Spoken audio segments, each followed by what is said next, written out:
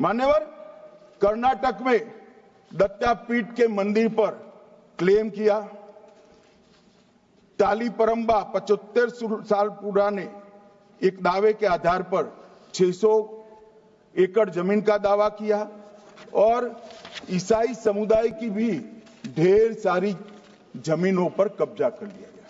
मान्यवर, आज देश के कई गणमान्य चर्च और चर्च के समूह वक्फ बिल का समर्थन कर रहे हैं। उनको लगता है कि इसका विरोध कर हम मुस्लिम भाइयों की सिंपैथी जीतकर अपनी वोट बैंक पक्का करेंगे। उसमें कोई फायदा नहीं होगा अखिलेश, इसलिए कि 4 साल में मुस्लिम भाइयों को मालूम पड़ जाएगा कि ये कानून तो उनके फायदे में है। और इसके साथ ये दक्षिण के सारे जो सांसद बोल रहे हैं, अपनी अपनी कॉन्स्टिट्यूएंसी में सारे चर्च को मान्यवर नाराज कर रहे हैं। उनको पता नहीं, सारे चर्च को नाराज कर रहे हैं। सारे चर्च ने रिजोल्व किया है कि हम खिलाफ इसका हम समर्थन करते हैं। मान्यवर, तेलंगाना में 66,000 करोड़ की 1700 एकड़ जमीन पर दावा कर दिया। असम में मोरीगांव जिले की 134 एकड़ भूमि पर दावा हुआ। बिहार का मैं लालू जी के कोर्ट के साथ बाद में बताता हूं। गुरुद्वारा से संबंधित हरियाणा की 14 मरला भूमि को वक्फ को सौंप दिया। और मान्यवर, प्रयागराज में चंद्रशेखर आजाद पार्क को भी वक्फ घोषित किया।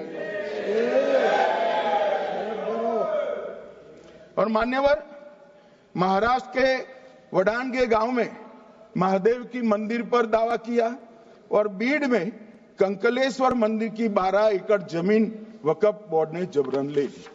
मान्यवर, ये सब जब जो चल रहा है, इसमें आज भी मैं स्पष्ट करना चाहता हूं, वक्फ जो कि मुस्लिम भाइयों की धार्मिक क्रियाकलाप और उनके बनाए हुए दान से ट्रस्ट है, उसमें सरकार कोई दखल करना नहीं चाहती है। मुतवल्ली भी उनका होगा, वाकिफ भी उनका होगा, वक्फ भी उनका होगा। परंतु वक्फ की संपत्ति, इसका रख रखाव ठीक से हो रहा है नहीं। वक्फ का संचालन कानून के हिसाब से हो रहा है, निजी उपयोग के हिसाब से। सैकड़ों साल पहले किसी बादशाह ने दान किया, हमारी भाषा में कहो तो धर्मादा किया। अब इसकी संपत्ति को आप 12,000 रुपये में 5 सितारा होटल बनाने के लिए दे देते हो, ये उचित है क्या भाई? वो पैसा गरीब मुसलमान के कल्याण के लिए करिए, तलाकशुदा महिलाओं के कल्याण के लिए करिए, जो अनाथ बच्चे हैं उसके कल्याण के लिए करिए। मान्यवर, ये करने की जगह बेरोजगार मुसलमान युवाओं के लिए स्किलिंग का काम करिए। लाखों करोड़ों रुपए की भूमि मान्यवर, और इनकम 126 करोड़ रुपया।